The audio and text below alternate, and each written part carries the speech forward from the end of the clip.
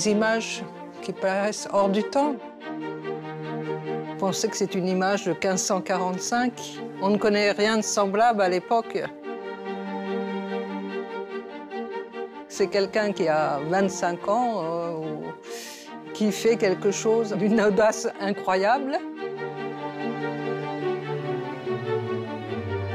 Quelqu'un à part, un artiste d'une grande culture, qui va écrire des traités qui sont à l'avant-garde.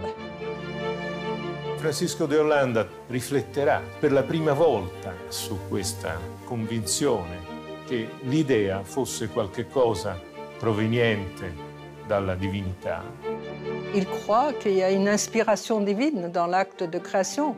Tous les artistes le vivent, cela, qu'ils sont dans un état de transe, hein? C'est encore un thème. O Miguel Ângelo tinha o mesmo pensamento, só que dilo sempre de uma forma muito contida ou muito poética. Não vai dizer ao Papa, você é Papa, mas o Deus sou eu. Essa era uma ideia perigosa, porque, de facto, se admitisse que o artista contemplava a perfeita ideia divina, como censurá-lo? Francisco Holanda es un gran precursor. Quizás precisamente por eso no fue siempre comprendido. Es sin duda el gran genio olvidado del Renacimiento europeo.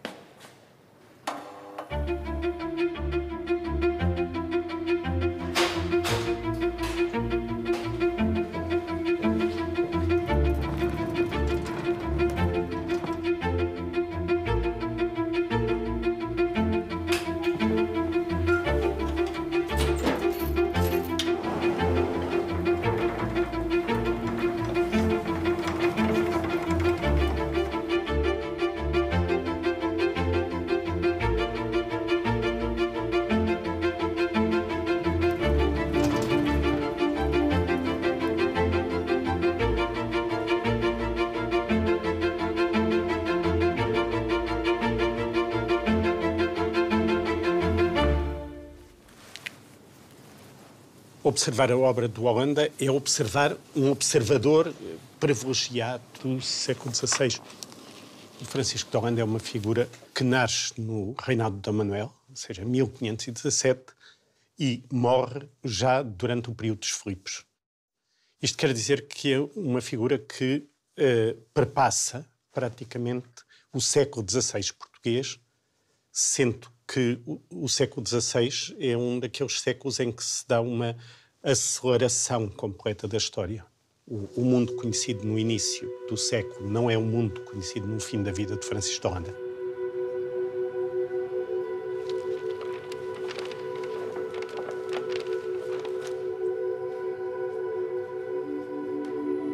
Todas as obras que conhecemos do Francisco de Holanda eram sempre obras que juntavam o texto ao desenho. E isso faz com que haja uma enorme unidade entre as obras que, ao longo de 40 anos ou mais, o Francisco de Holanda foi fazendo. A começar pelos desenhos do Álbum das Antiquárias, que relata a viagem que ele faz entre 1538 e 1540 a Roma e a várias outras cidades de Itália. E a grande obra escrita, que também na sua versão original comportava desenhos, que é o Tratado da Pintura Antiga, que importa o tratado propriamente dito, os Diálogos de Roma, em que ele próprio é um personagem junto do Miguel Ângelo. É uma obra terminada em 1548, que depois ele junta o primeiro tratado europeu sobre retrato.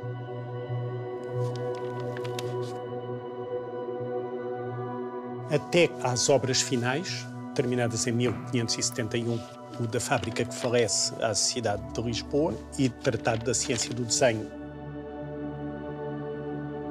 E pelo meio nós temos essa grande obra de construção extremamente lenta, o Álbum das Idades do Mundo, que é a demonstração prática como, através da imagem, ele pode construir uma obra de grande profundidade filosófica e teológica.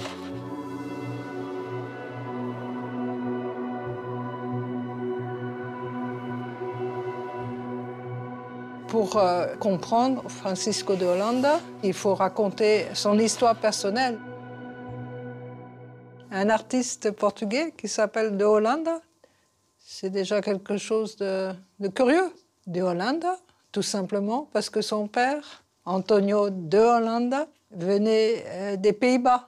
O António de Holanda era um iluminador importantíssimo que está na altura a fazer a própria genealogia iluminada do infante Dom Fernando, uma obra-prima da iluminura que hoje se guarda na British Library. António de Holanda rentre dans la carrière héraldique. Cette position faisait qu'il appartenait à la cour et suivait la cour. C'était un milieu extrêmement cultivé, polyglotte.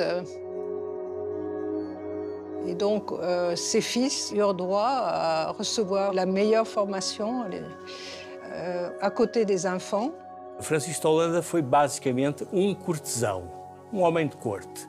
Nasceu e viveu a vida toda na corte e para a corte. Alguns falavam do cortesão como a figura que estava como que cativa num ambiente que era muitas vezes difícil, agreste, porque a corte era o lugar de todas as invejas, de todas as rivalidades, de todas as injustiças também, onde se disputava um lugar ao sol, tantas vezes com imensa dificuldade.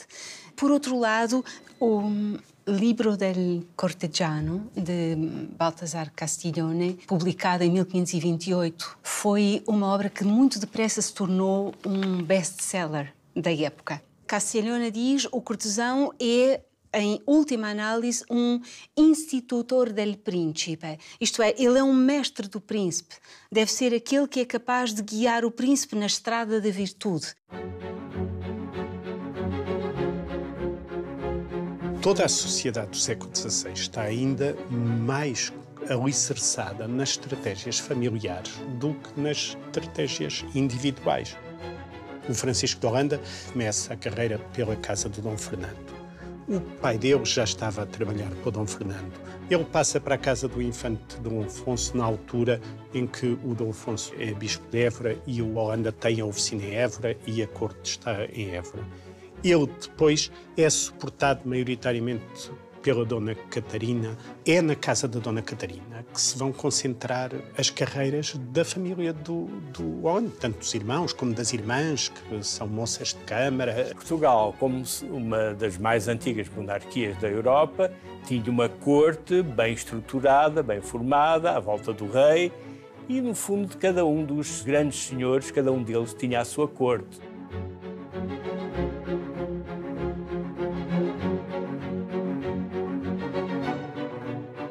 Longtemps, on considérait pas à sa juste valeur l'histoire du Portugal. On ne se rendait pas compte qu'ils n'étaient pas à la traîne, mais à la tête. Du moins dans le domaine de l'expansion maritime et des études scientifiques et cartographiques.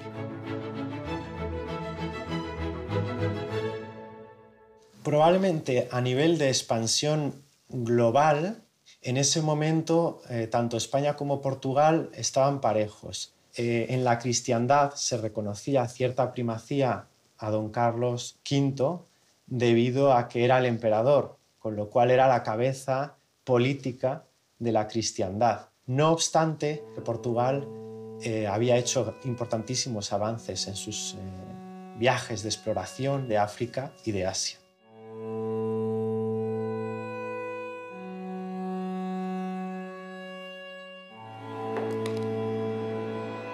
À la naissance de Francisco de Holanda, son père était en train d'enluminer l'Atlas Miller. C'est ainsi que le jeune Francisco, toute son enfance, a vu des planisphères et lui-même va recevoir une formation dans ce domaine. Et donc, si on regarde ensuite ces images de la sphère du monde, on voit qu'il représente très exactement la sphère avec l'Afrique. Et contrairement aux autres peintres qui, lorsqu'ils représentent la sphère du monde, ils font des choses tout à fait fantaisistes. Lui, c'est vraiment très rigoureux.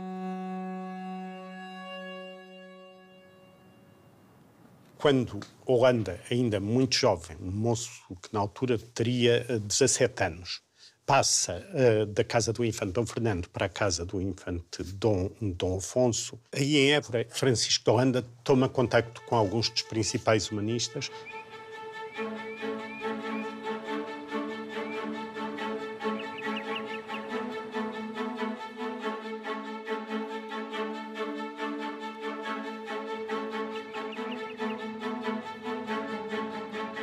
Entre 1534 et 1537, il va vivre dans cette ville qui était alors le lieu de résidence de la cour de Jean III, qui était considérée comme la seconde ville du royaume alors.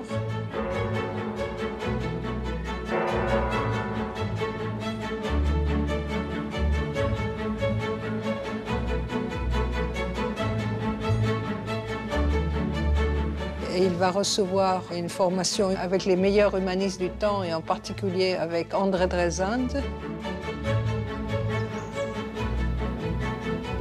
Os humanistas que estão na corte portuguesa, alguns eram estrangeiros, outros eram portugueses, como André Dresende, por exemplo, tinham tido uma passagem pelas principais universidades europeias e que conheciam e escreviam-se com a elite do pensamento europeu, desde logo o Erasmo, como figura tutelar desta época. Estas redes, tanto nobiliarias como intelectuales o artísticas, funcionaban a través de lazos de estatus, de posición dentro de la jerarquía de las distintas cortes, pero una vez se accedía a estos círculos eruditos y de la administración de los reinos, había cierto espíritu de compartir.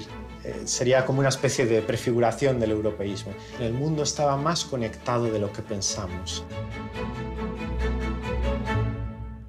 Donc Holanda va avoir la chance d'avoir André Dresande pour maître. André Dresande qui revient d'un vaste périple européen. Hein. C'est un dominicain qui a étudié en Espagne et était un grand antiquaire.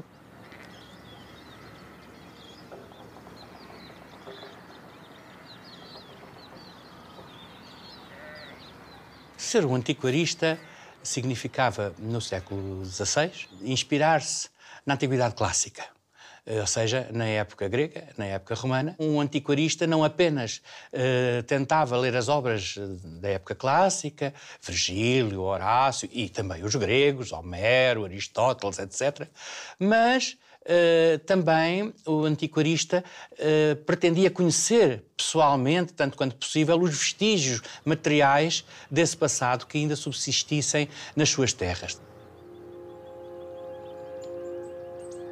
Pour l'enseignement à la cour, il existe une bibliothèque avec tous les livres les plus importants. Hein.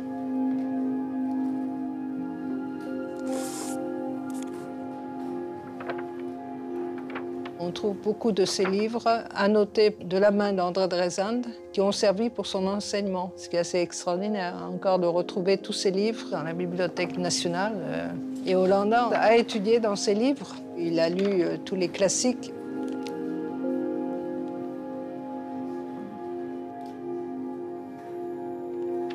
Sabemos que Luís Teixeira, que estudou na Itália, estudou em Florença, estudou em Roma, empresta-lhe um livro que ainda existe hoje em dia na Biblioteca Nacional, Epigrammata Antiquitatis Urbis, todo anotado por Francisco de Holanda, que é um livro de epigrafia, é uma recolha de todas as antiguidades e de todas as inscrições romanas que ainda eram visíveis da cidade de Roma. O Francisco de Holanda fazia parte intrínseca deste pequeno grupo de antiquaristas, de eruditos.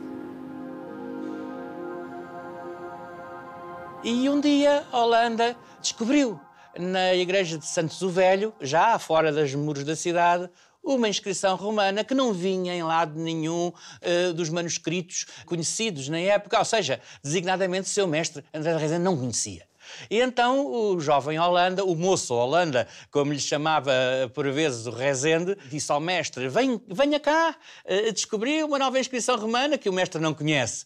E o mestre lá foi, ficou orgulhoso do discípulo e registra esse episódio numa obra que escreve poucos anos mais tarde, em que fala de Holanda como Holândicos meus, ou seja, o meu pequeno Holanda. Entre os autores que Holanda explicitamente menciona, conta-se Dante Alighieri, e estava seguramente a pensar na comédia, a comédia que já no tempo de Holanda era a Divina Comédia. Dante, na comédia, faz de Virgílio alguém que diz: tu estás pronto para continuar a viagem, eu curou-te. Tu tens o direito a seguir o teu caminho. Eu reconheço em ti toda uma preparação e uma capacidade de seguir viagem. E é um pouco, dir-se-ia, esta ideia de uma emancipação ou de uma aprendizagem libertadora também com os mestres que Holanda parece ter retido, entre muitas outras coisas, da leitura da comédia de Dante.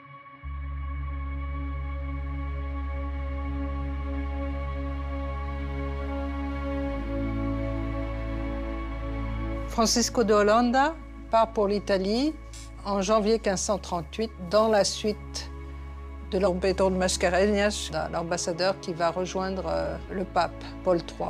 Il a 20 ans. On peut l'imaginer. À cette époque-là, il aime à s'autoportrait. On peut le voir un peu partout avec son petit chapeau à plumes. Il se représente très souvent au pied des édifices pour donner l'échelle. Il part plein d'énergie, hein, très avide de connaissances. Il est extrêmement bien préparé dans tous les domaines. L'enfant Don Luis, qui est un des frères du roi Jean III, va le charger de dessiner tout ce qu'il pouvait voir d'intéressant dans le domaine militaire. Presque un travail d'espionnage. C'est un long voyage jusqu'à Rome. Il passe par Valladolid pour voir Isabelle de Portugal, hein, qui est la fille aussi de Don Manuel, la femme de l'empereur Charles Quint. Ils vont rester 3 mois à Barcelone. Il va attendre l'empereur et avoir une entrevue privée.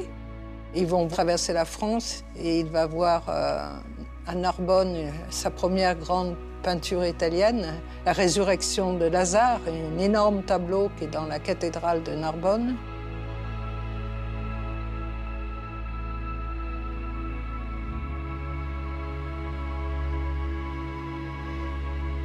Il arrive à Rome sans doute en août 1538.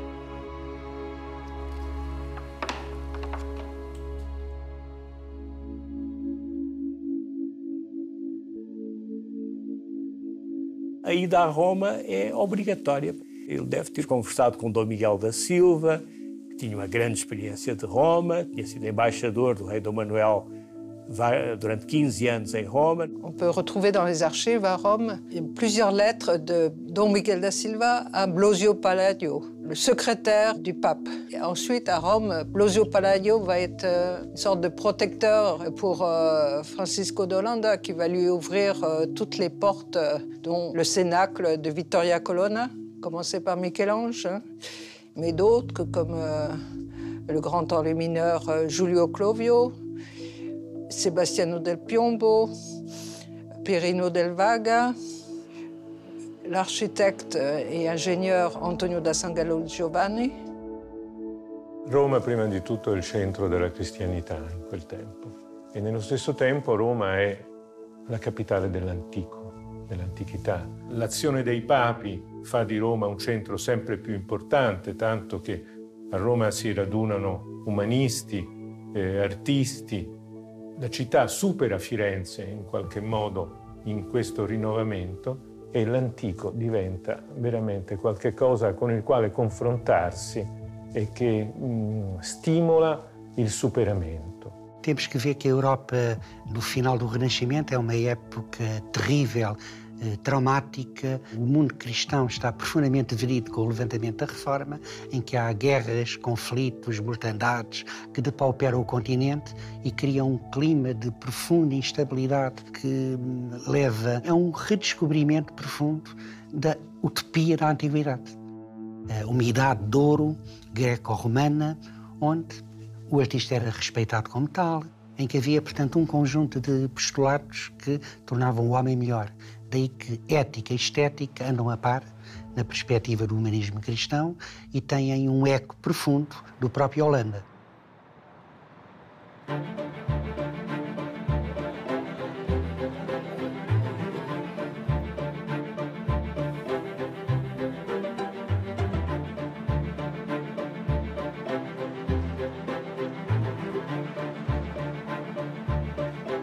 Le livre des Antiques Voyages est un document précieux parce qu'il est précis, il donne des choses, il montre des choses que ne montrent pas les autres. C'est vraiment un document. El libro de las Antiguallas, frente a otros cuadernos de viaje de artistas que son más de tipo repertorio formal, es decir, imágenes para que se inspiren los artistas, Francisco Holanda incluye inscripciones detalladamente. Por ejemplo, si dibuja arcos de triunfo en Roma, como el arco de Constantino, no se limita a dibujar la estructura arquitectónica, los relieves, las esculturas, sino que incluye la inscripción completa. Esto no era habitual.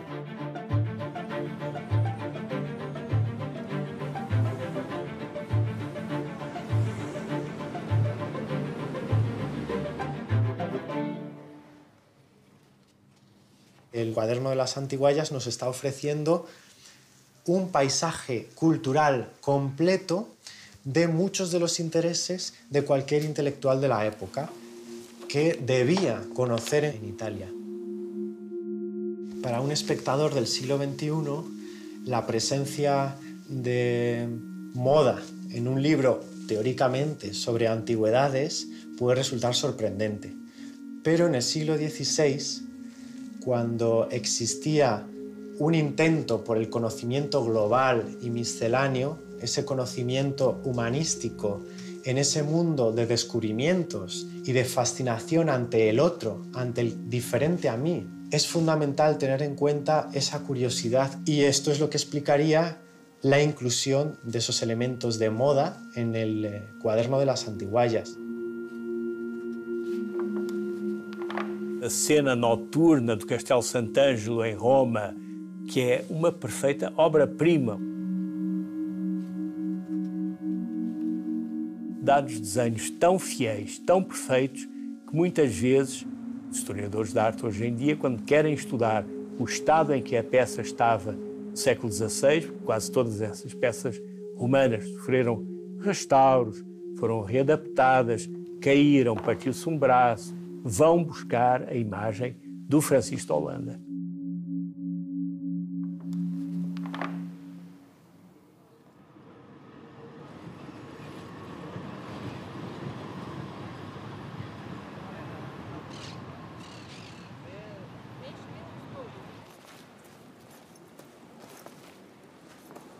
L'acquerello, che è ora conservato all'Escorial a Madrid, di Francisco de Holanda, è una fonte, un documento preziosissimo per comprendere e ricostruire la decorazione di questa sala, che è una delle più importanti della Domus Aurea, ma se vogliamo è anche una delle più importanti per la costruzione di una parte del linguaggio figurativo dell'arte rinascimentale italiana ed europea.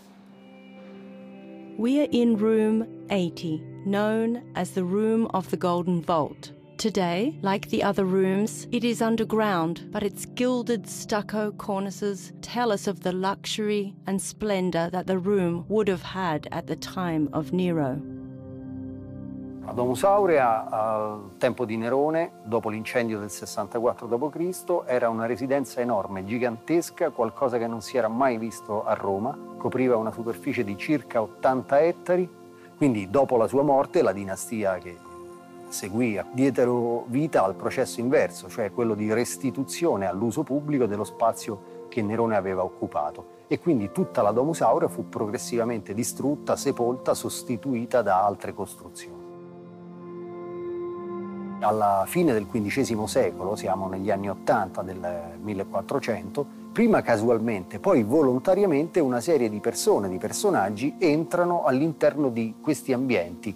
Fra questi personaggi ci sono i maggiori esponenti dell'arte rinascimentale italiana. Pinturicchio, Ghirlandaio, Raffaello. Nessuno sa che si tratta della Domus Aurea, questi ambienti vengono chiamati grotte. Imprints left on the preparatory mortar permit an accurate reconstruction of the patterns of marble wall coverings, while partitions still visible on the vault are included, thanks to the watercolours of those such as Francisco de Holanda in the 16th century. Francisco de Holanda è a Roma già a partire dal 1538 e proprio in questo anno lui ha la possibilità di entrare all'interno di questa sala, che allora era completamente interrata attraverso i fori che si vedono sulla volta della sala stessa, e riproduce con una notevole fedeltà quello che vede allora, cioè una decorazione della volta di questa stanza che era molto meglio conservata rispetto a oggi. Con uno stile della sua epoca, ovviamente, riproduce però pressoché esattamente l'iconografia di questa volta. E questo è un documento preziosissimo.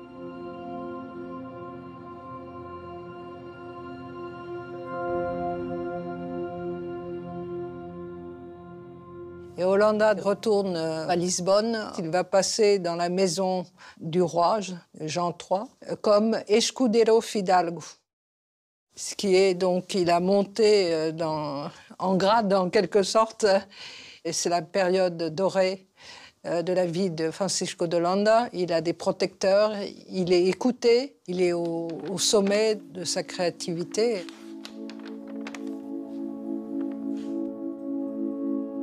Il écrit son traité Da Pintura Antiga entre 1540 et 1548. Et ce traité va rester manuscrit. Holanda consacre un chapitre entier d'Aidea dans la première partie de son traité. Il est à l'avant-garde. Holanda é uma figura com um percurso muito curioso, porque quando Francisco de Holanda escreveu o Tratado de Pintura Antiga, que foi a sua primeira grande obra escrita, ele não tinha um grande currículo como artista plástico. E vemos Holanda a trazer para a defesa da pintura grandes argumentos. É uma das grandes vozes que se levantam no século XVI para reivindicar para a pintura um lugar junto das artes liberais. Por exemplo, a história, a literatura, grandes áreas de conhecimento que se entendia que eram intelectuais. O problema estava sempre em definir a fronteira entre o que era manual e o que era intelectual. E Holanda, como outros pintores do seu tempo, quis que a pintura fosse reconhecida como fruto de um trabalho intelectual. Isto significava uma valorização do estatuto do pintor, uma valorização da liberdade do pintor, uma valorização do respeito devido à arte.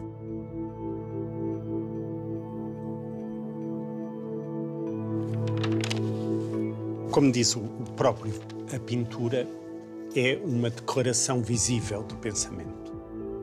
O Francisco de Holanda utiliza para expressar a criação artística a ideia de furor divino, que é uma ideia fortíssima e que ele se preocupa em dizer que tem de ser a passagem rápida desse desenho mental que o pintor constrói na sua imaginação para que não se perca esse furor divino. O Francisco de Holanda teve, sobretudo, uma audácia enorme em tirar as últimas consequências para chegar a uma conclusão relativamente simples, mas de uma força enorme, que era, então, se o artista imita no processo de criação a criação divina, o artista é um demiurgo, o artista é um pequeno Deus.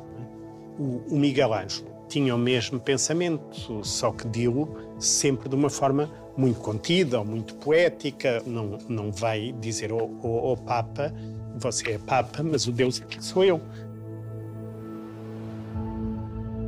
Infatti Michelangelo verrà chiamato divino e Francisco de Olanda, tornato in patria, rifletterà su questa denominazione, su questa idea e concepirà una teoria che credo per la prima volta, purtroppo non diffusa immediatamente, che verrà ripresa più tardi, in particolare da Federico Zuccari alla fine del Cinquecento.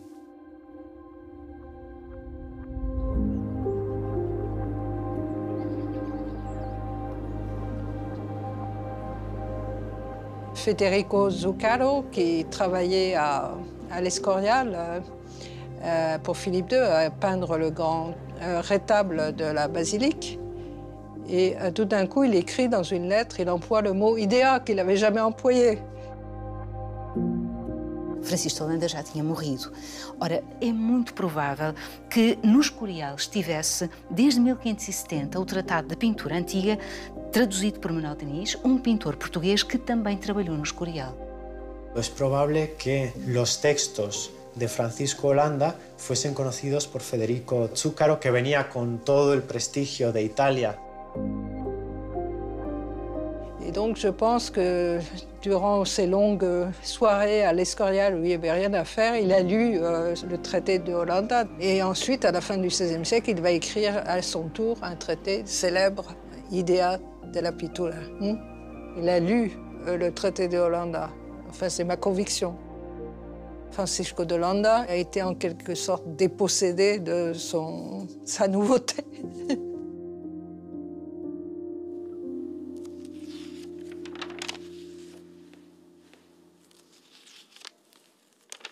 Francisco de Holanda produz todas as suas obras depois do regresso da sua viagem à Itália. Os diálogos em Roma não são exceção. E a diferença entre o Tratado da Pintura Antiga e os diálogos em Roma é muito interessante. Porque no Tratado da Pintura Antiga, Miguel Ângelo é lembrado como um mestre. Em 2 ocasiões, Francisco de Holanda sugere que teria havido uma proximidade entre ambos, mas muito de leve, e nos diálogos em Roma o que nós encontramos é um Miguel Ângelo imensamente vivo, pronto a reconhecer em Holanda um par, a aconselhar Holanda como se fosse seu filho, a falar para Holanda à espera de que ele corrobore as suas razões e, como se isso não bastasse, a aceitar risonhamente o Miguel Ângelo, que tinha fama de ser um homem sorumbático e pouco sociável, vemo-lo a aceitar muito amenamente que, se ele é marido da pintura, Holanda é o namorado da pintura. E Holanda está pronto para levar a pintura para Portugal consigo. Portanto, um triângulo amoroso no qual Miguel Ângelo aceita brandamente participar.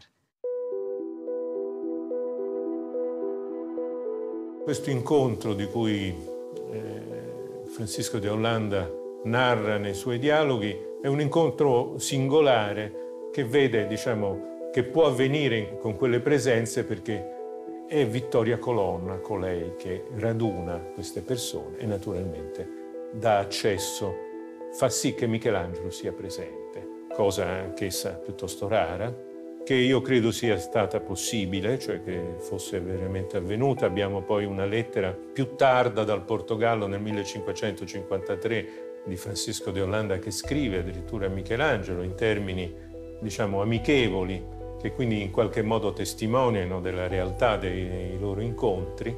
Naturalmente non sappiamo se veramente Michelangelo abbia detto tutto ciò che Francisco de Holanda riporta, però è probabile che lo abbia, diciamo, riportato abbastanza fedelmente, non c'è motivo di credere che il colloquio con Michelangelo sia frutto di totale invenzione.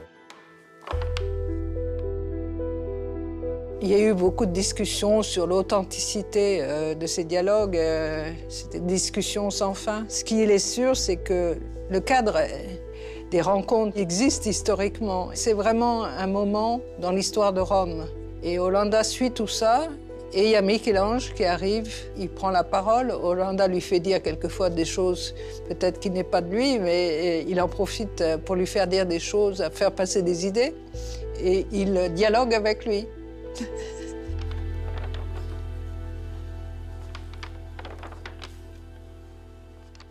O tratado de tirar pelo natural, esse anexo ou da pintura antiga, surge na mesma altura que a rainha Dona Catarina, já então a grande patrona não só do Francisco de Holanda, mas de toda a família Holanda, está a construir a galeria de retratos que ela pertencia, que era a família imperial, a família dos Áustrias, a família do Carlos V, porque o retrato era uma parcela importantíssima desta noção, precisamente, de família global à escala europeia, para demonstrar o poder tentacular e as relações que se teciam entre grande parte dos reis e dos príncipes europeus. E é nesse contexto que o Francisco de Holanda produz o primeiro tratado europeu sobre retrato.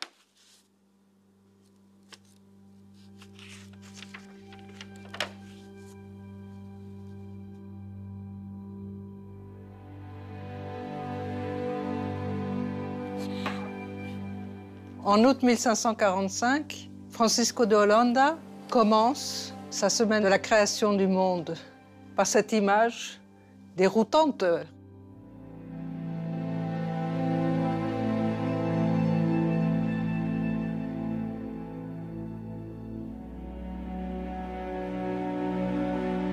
On ne connaît rien de semblable à l'époque. C'est quelqu'un qui a 25 ans, qui fait quelque chose, enfin qu'on peut le faire d'ailleurs quand on est jeune, d'une audace incroyable, de créer ce qu'il conçoit être la création du monde. Lui qui admire énormément Michel-Ange, lui qui a vu la voûte de la Sixtine, il va avoir l'audace incroyable de proposer tout autre chose pour la création du monde.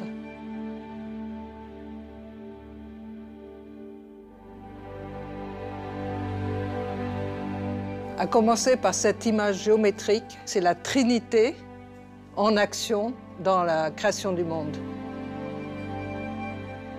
Dans le deuxième jour, le triangle va prendre corps.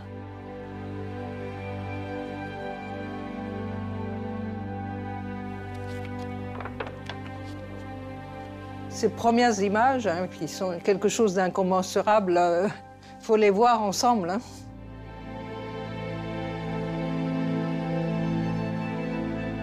Il y a un mouvement, il y a comme un mouvement.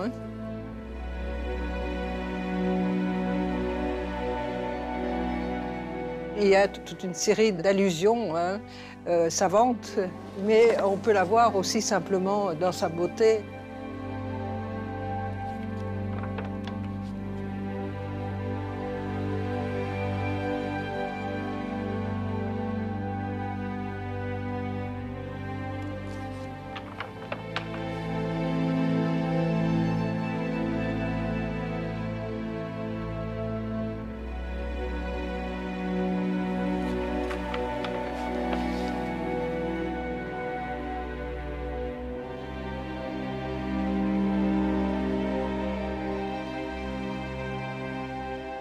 Francisco Holanda fue precursor de ciertas tendencias herméticas que están preludiando figuras como la de William Blake, ese gran artista del romanticismo en Inglaterra.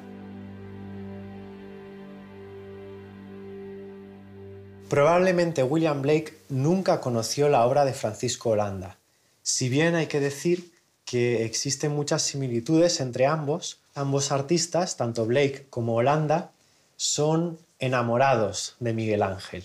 Es muy interesante, por ejemplo, comparar cómo William Blake representa la creación del hombre por Elohim y cómo representa este mismo tema Francisco de Holanda en el De Aetatibus Mundi Imagines. Nos parecen imágenes perfectamente coetáneas, pero están separadas por al menos 200 años. Esto es verdaderamente sorprendente. William Blake n'a pas vu cette œuvre qui a été redécouverte seulement en 1953. La ressemblance vient d'inspiration commune. Ils appartiennent à la même généalogie spirituelle.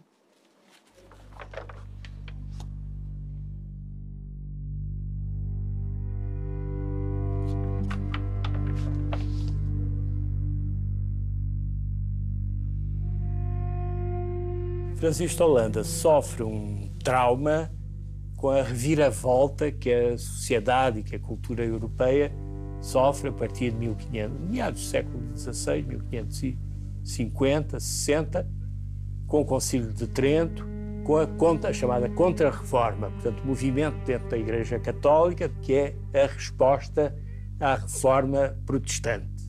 A forma como se vivia a arte, como se vivia a literatura, tudo isso muda quase que de um dia para o outro. O Alto Renascimento foi uma época aberta, em que o mundo se abre a influências diversas e de uma hora para a outra tudo aquilo fecha-se, bloqueia, fica concentrado em si próprio, voltado para si próprio, com um controle muito rígido por parte da Igreja, por parte da Inquisição. Francisco de Holanda sofre muito com isto.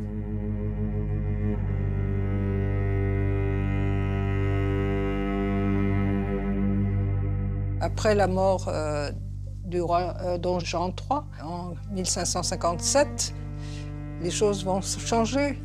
Il va encore recevoir la protection de la reine, Dona Caterina. Il va avoir toujours son rôle d'artiste de cour, donner des dessins, faire des portraits, mais ce n'est plus la grande époque, hein.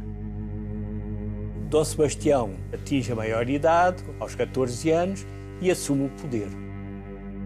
Isto é uma revolução total, em todos os níveis, porque ele vai buscar para ocupar os lugares-chave da vida do reino, não aquelas pessoas velhas que vinham do reinado do seu avô, o rei Dom João III, mas toda uma geração nova que tinha sido educada junto com ele, tinham brincado com ele, e Francisco de Holanda está fora dessa nova geração. Ele já tinha 50 e muitos, 60 anos, e entra em pânico, fica assustado, fica intimidado com a Inquisição, fica intimidado com o papel cada vez maior que a Igreja tem. Ele que tinha posições quase que um pouco a roçar a heresia com aquele neoplatonismo, e isto tem um reflexo naquilo que ele produz, como é evidente. Da fábrica que falece à cidade de Lisboa e da ciência do desenho são como que uma última tentativa de chegar a Dom Sebastião. Na ciência do desenho, ele preocupa-se em explicar ao rei a utilidade prática que o desenho, como arte que une todas as outras, podia ter nos aspectos mais práticos, desde cunhar moedas até fazer desenhos para as vestes religiosas, até planificar estratégias de guerra, construção de fortalezas, etc, etc. No fundo, o tratado não é apenas de quanto serve a ciência do desenho, é de quanto sirvo eu, Francisco de Holanda, junto dos princípios de Portugal. O objetivo do livro da fábrica é criar em Lisboa tópicos urbanísticos, arquitetónicos, higiênicos, de engenharia ou de memória equiparáveis àquilo que ele tinha visto em Roma. Monumentos, obeliscos, aquedutos. É um livro que remete para a arqueologia romana. Os atuais arqueólogos podem, em certos casos, basear-se nos desenhos de Francisco de Holanda para redescobrirem sítios, entretanto, perdidos.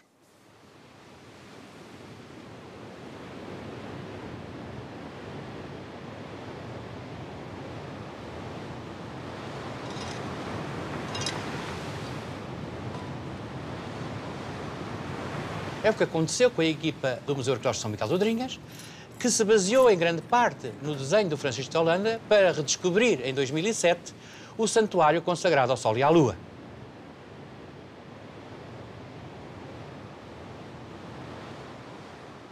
Um santuário romano que, apesar de estar na Espanha, tem um alcance global porque representa, digamos, o fim do Império, é por isso que ele está aqui, é exatamente o Finisterre por excelência. O mundo antigo acabava aqui.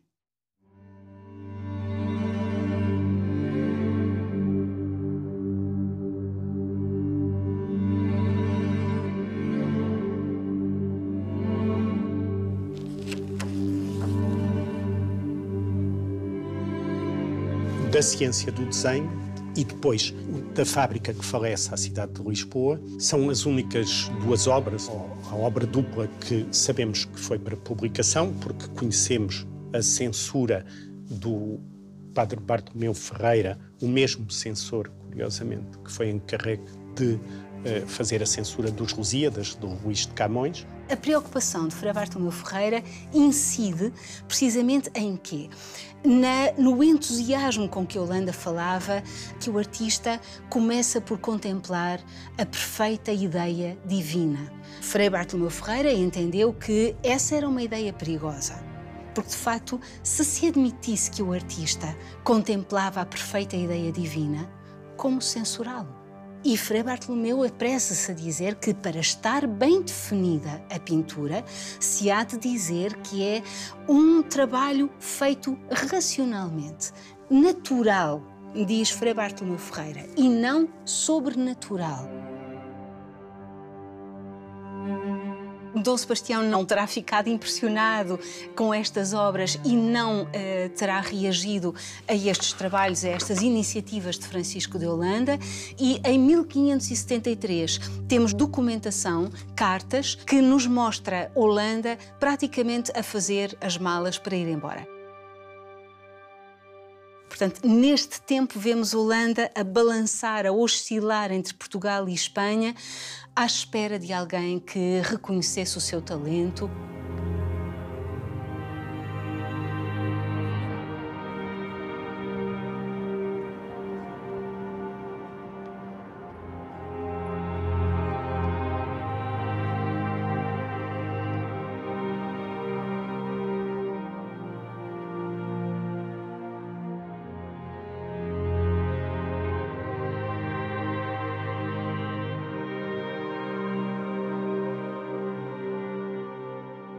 Estoy convencido de que Francisco Holanda consideró el Escorial como una obra o un entorno cultural modélico en la Europa de su tiempo, y así fue. El Escorial fue una gran factoría, un gran laboratorio de experimentación a todos los niveles.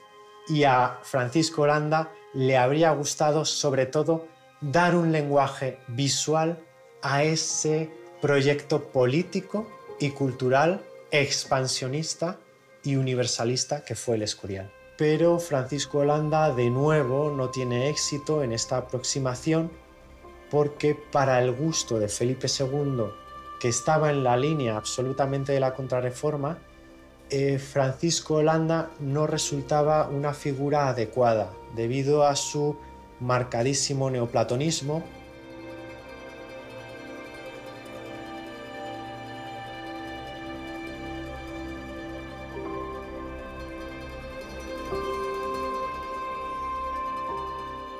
Francisco de Holanda, il est de ceux qui, comme Camões, comme André de Rezende, vont encourager le jeune roi à cette folle aventure au Maroc. Toute la noblesse portugaise va être entraînée dans cette affaire et va périr ou être prise en otage. Don Sébastien, contre l'avis de tous, ne s'était pas marié, n'avait pas d'héritier. Donc ça va être une affaire interminable qui va impliquer toute l'Europe.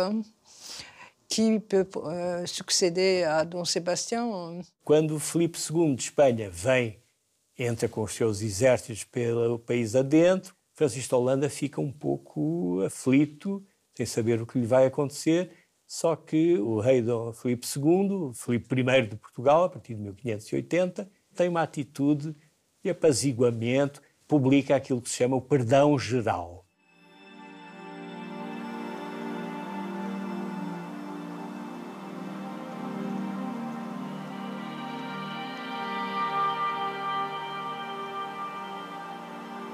Francisco de Holanda, à la fin de sa vie, est sans aucun doute était un homme mélancolique, hein, comme il représente Adam mélancolique, ce magnifique médaillon dans De Aetatibus Mundi Imagines.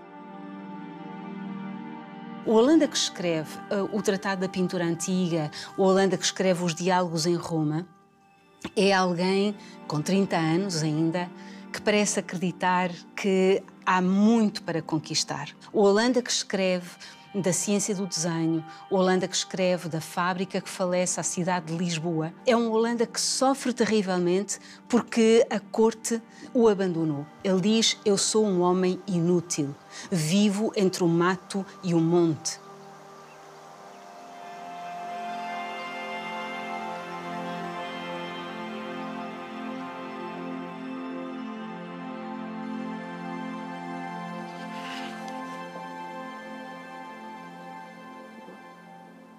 Finis Deo. C'est vraiment une image de la fin de vie, et il se portraiture, vous le voyez, sans dire son nom, puisque son nom apparaît nulle part dans l'œuvre, livrant son livre, De Aethetibus Mundi Imagines, à la malice du temps qui dévore l'œuvre.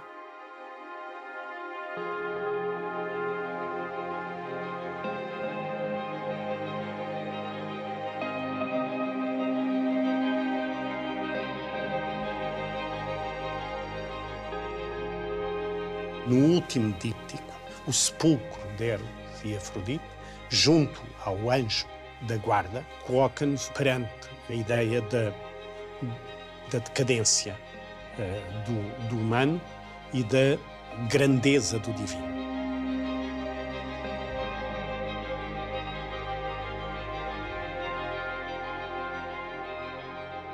Francisco de Holanda es sin duda el gran genio olvidado del Renacimiento europeo. Además, Francisco Holanda es un valiente dentro del arte, porque se atrevió con los grandes temas de la tradición cristiana de innovar, temas en los que habían competido los mejores artistas de la historia del arte occidental.